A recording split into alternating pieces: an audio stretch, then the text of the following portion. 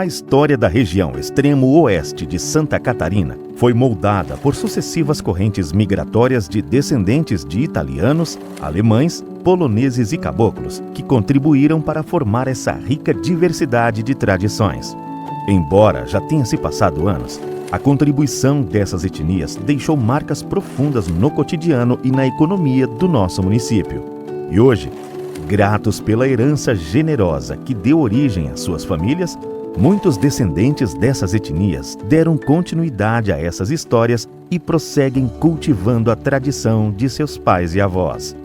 Povo alegre e festivo, os imigrantes italianos foram os primeiros a chegarem à cidade de São Miguel do Oeste, que até hoje lembram com muito carinho o início da jornada migueloestina. Me chamo Maria Luísa Cucarolo, tenho 70 anos, nasci em São Miguel do Oeste, nasci na Vila Oeste e aí depois papai e mamãe vieram para o bairro Santa Rita. Vivi a evolução da cidade até os 19, 20 anos. Assim, no começo não tinha estrada, era pau a pique, não tinha nada, tinha quem veio para colonizar, a grande maioria que colonizou São Miguel foi descendentes de italianos que vieram do Rio Grande para cá, no início, com o Padre Aurélio. O Padre Aurélio foi muito amigo da mamãe e do papai, então ele vinha para cá, às vezes ficava a semana inteira na casa, então era passarinhada, era mondongada, era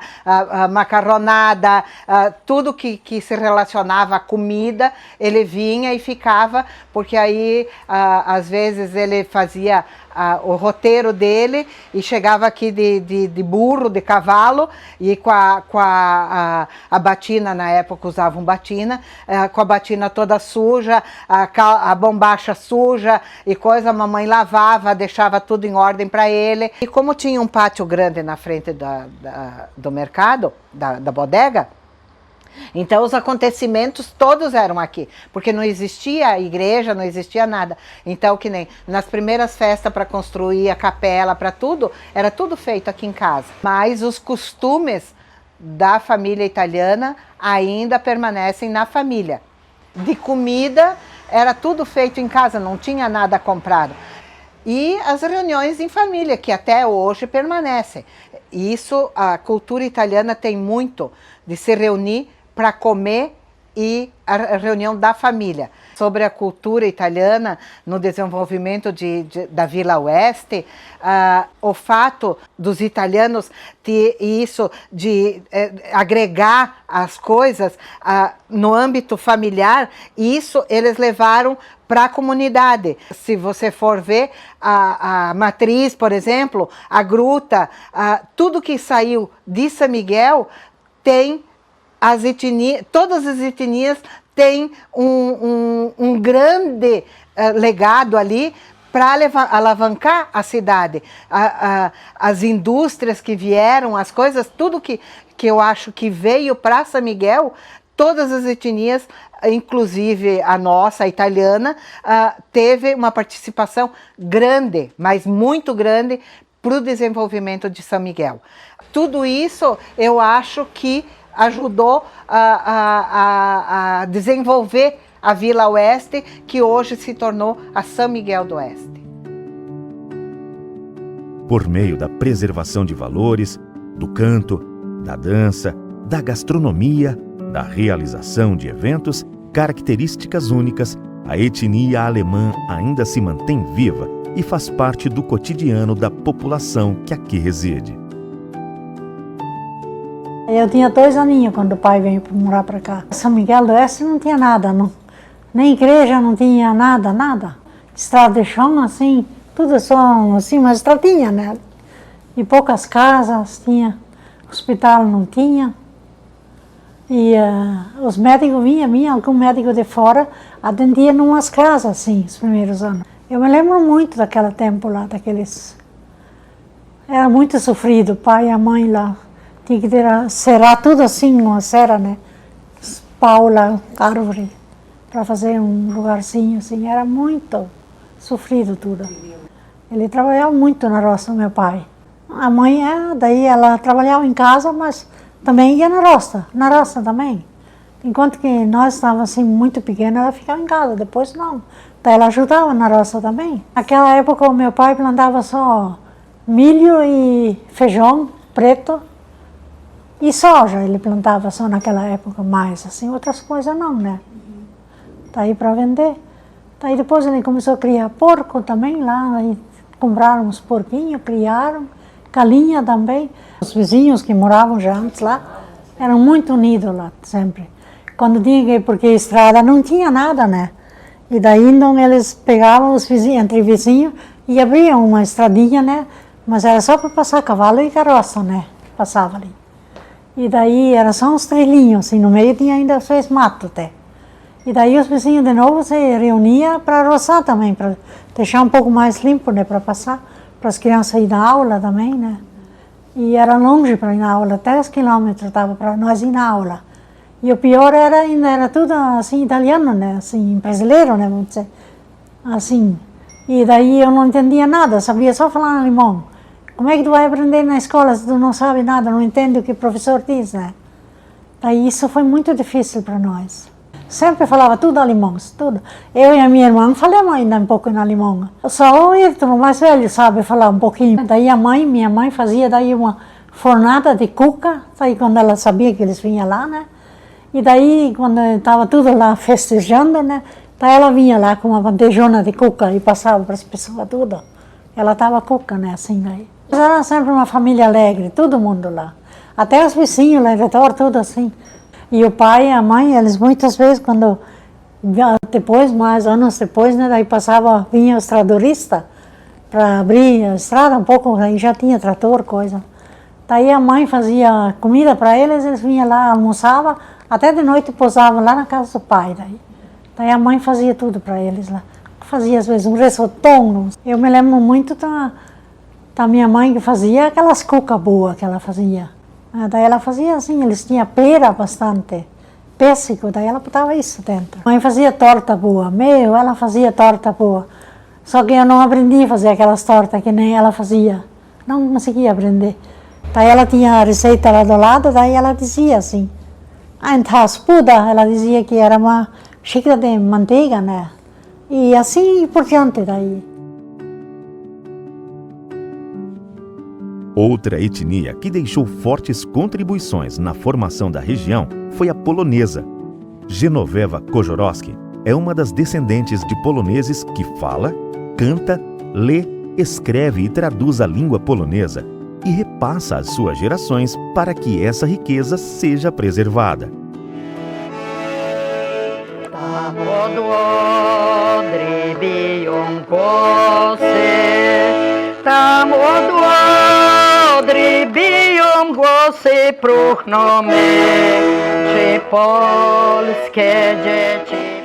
O meu nome é Genoveva Kożorowski.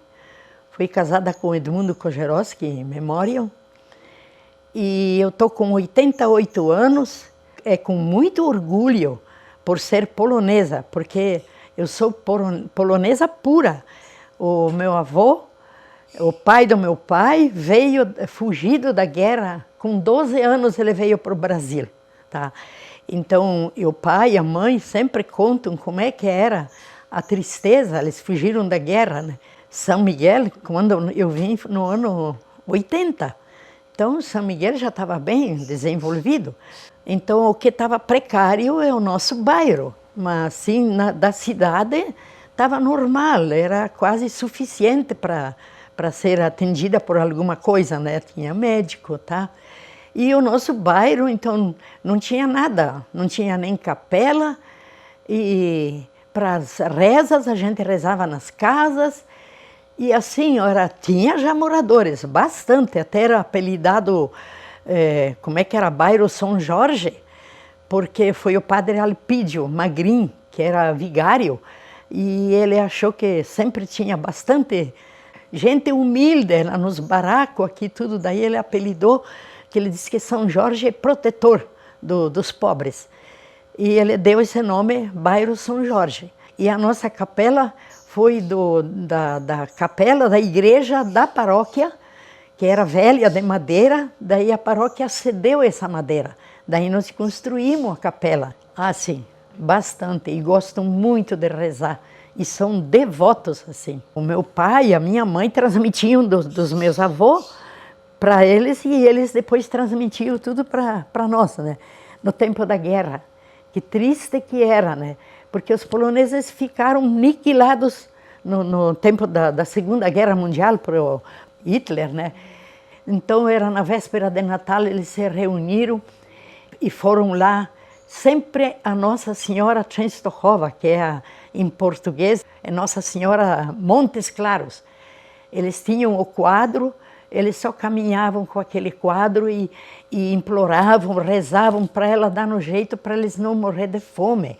Então, começaram a se lamentar, choro, alegria, e tudo misturado. Era Natal, eles não tinham nada para dar para os filhos. Na guerra, era metade de polonês e metade dos judeus. Falam sempre que pereceram todos os judeus, mas nós poloneses, nós também perecemos, sofremos, a Polônia ficou sem nada. Então, muito pouco mencionam. Isto dói para a gente. Nós fundamos a etnia polonesa com o seu Orlando Mafiński, porque ele também, a família dele é de origem polonesa, né?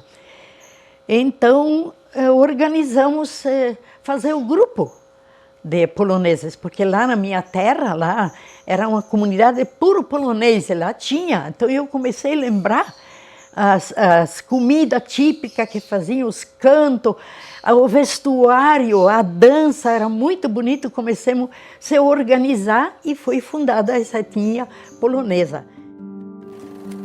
A vinda do povo caboclo trouxe a miscigenação dos povos e da cultura no nosso município, enraizando atividades tropeiristas, corte da erva mate, do fumo, plantio de milhos e produção agrícola de subsistência. Aqui em São Miguel, eu cheguei em 1960. Quando eu cheguei aqui, eu cheguei com meu marido. Meu marido e meu filho mais velho, que tinha, nem 2 meses não tinha ainda. Aí depois que chegamos aqui também foi muito sofrido, porque tinha poucas casas, não tinha estrada. Para chegar aqui, eu vim pelo meio da roça, então quem me ajudou foi meu sogro. Eu tinha os meus 5 filhos, homem, pequeno. O mais velho tinha 10 anos, o resto estava 2 aninhos, né? Foi feita uma casinha bem pequena, e ali nós ficamos ali, até que nós conseguimos comprar este terreno. Também foi muito sofrido para pagar, porque era só meu marido que trabalhava e o salário era muito pouco. Esse terreno também, naquele tempo, era como fosse hoje, 2,5 milhões, aquele tempo era R$250, né? E o salário era R$70. Nós plantávamos milho, feijão, arroz, porque nós trabalhávamos de agregado, sabe? Então nós ganhávamos uma parte e 3 partes eram do patrão, uma era nossa. Ajudou a construir a matriz agora, que tinha aquela igrejinha bem velhinha que tinha nessa... Ele trabalhava um pouco na prefeitura, depois trabalhou um pouco com os padres. E daí veio o emprego da Celesc, daí ele começou a trabalhar na Celesc. Era muito preconceito, eu com criança pequena, a gente saía para pedir alguma ajuda, a gente não era ajudado, tudo por essas formas mesmo, de ser preto. Eu não tenho lembrança desse mundo agradável, é tudo coisa assim de sentimento, sabe? Aí ia procurar emprego para meus filhos, daí primeiramente daí era órfão de pai, tinha preconceito, porque eu sei que sempre tinha aquele preconceito de negros. Era terra mesmo. Aí pra gente sair assim é muita dificuldade. Essa asfalto ali, a federal, não tinha também. Aqui não tinha. Tinha um trilho que daqui para baixo, que daí começou a chegar moradores, né? Nós descia ali, que até chamava o lugar de buracão. Tinha que descer e subir na valeta ali, para ir para alguns mercados, que tinha muito pouco, né? Era muito pouco. Era Aqui assim era mato, depois vem vindo umas casas, e foi indo, povoando. Eu tenho 81 anos. Poucas vezes fui pro médico fazer umas consultas, mas o que eu aprendi de chá caseiro, eu me tenho com chá caseiro. Chá da horta, eu digo sempre, né? Se eu tomo remédio assim, mensal, não. Nenhum, nem para pressão alta, nem para pressão baixa, para nada. Então eu tenho muita fé, esse que já vinha dos meus avós, então. Mas eu não falo tanto dos meus avós, porque tem toda mistura nos meus avós, meus bisavós. Então eu não posso falar tanto, porque cada um falava da sua cultura. E daí, o mais que a gente é aquele que a gente viveu, né? Vimos a história de muitos povos sob o olhar e vivência de cada um. Mas como se deu historicamente essa vinda destes imigrantes para o Brasil e como isto influenciou de fato a cultura miguelolestina? Meu nome é Carlise Schneiders, eu sou historiadora de formação. São Miguel do Oeste, assim como todos os outros municípios aqui do Oeste Catarinense, foram municípios que foram colonizados no início do século XX. Essa colonização do início do século XX é uma colonização de segunda ou de terceira geração, porque as primeiras gerações dos colonos que vieram para o Brasil na forma de imigrantes, principalmente da Alemanha e da Itália, foram imigrantes que se deslocaram para o Rio Grande do Sul, naquilo que a gente chamou de colônias velhas. Então, nos municípios principalmente de Caxias do Sul ou de São Leopoldo. Na segunda e na terceira geração, essas famílias de colonos, como tinham muitos filhos e pouca disponibilidade de terra naquela região, elas foram se deslocando, primeiro para o Planalto Gaúcho e depois para o Oeste Catarinense. Nesse projeto de colonização, a gente ouve falar muito dos imigrantes alemães, dos imigrantes italianos, alguns poloneses, mas a gente acaba negligenciando algumas outras populações que já estavam aqui ou que vieram junto com esses colonos nesse processo de colonização, como os caboclos e os indígenas também. Quando a gente vai olhar para os registros cartoriais ou os registros de igreja, a gente vê que a população negra também estava presente aqui na nossa formação cultural.